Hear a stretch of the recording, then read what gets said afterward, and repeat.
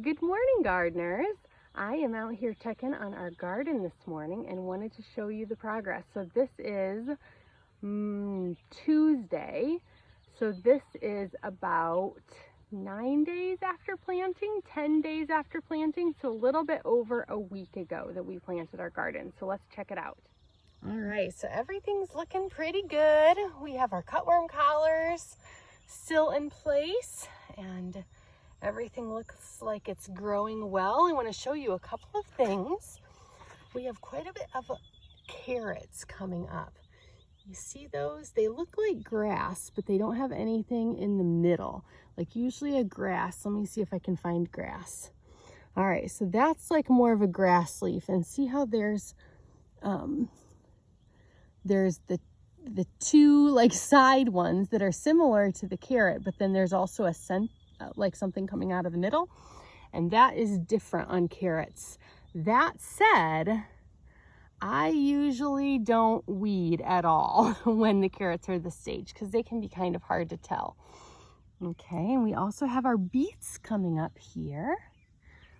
So this is what the beets look like. They're red, like red stems with the green leaves, and we're just going to leave these also. Eventually we're going to thin these, but we want them to be a little bit bigger before we start thinning. Then we have our cucumbers that are coming up. Again, we are going to thin these, but not yet. And I'm noticing one of us must have dropped some beet seeds because we have some beets. But we're going to leave some of those because cucumbers actually they're going to take a lot of space on the trellis, but they're not going to take a lot of space in the ground. And so I think it's going to be okay that we have a couple of beets growing in our cucumber square. So we'll just wait. We might end up thinning those, but right now I'm going to let them be. All right, and here we have our sweet potato vine. It's not looking great, but that's pretty normal. Things usually take a while after they've been transplanted because they're spending a lot of their energy like reestablishing their roots. And so the tops might not look great, but I bet in another week that sweet potato plant is gonna start looking really good. Our potato is not yet up. So here is where our potato is planted and we don't see anything happening there yet, but look at this corn. Okay, so we want to plant our beans when our corn is about 4 inches tall, and it's getting there, the central one.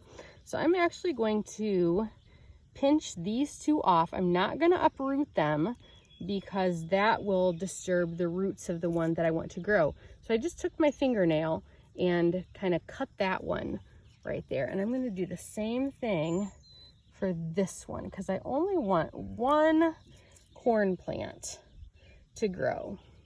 So in another couple of days, I will come out and I will show you how I plant the bean seeds. And I'm going to do that here too. I think I want to keep this one.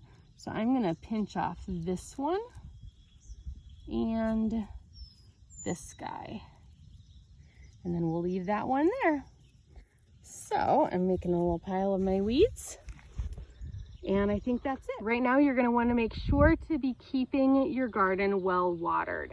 I know I wrote in the guide that we don't want to overwater, but when these days are so hot and our seedlings are so small, their roots are not deep enough to access a lot of the water, underneath your soil.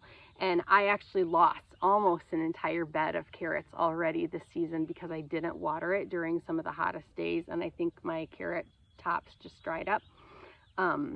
So make sure that you are watering a lot a lot meaning daily, when things are just popping out of the ground. And I think that's it. I hope you are having a good week, and I'm anxious to see your gardens.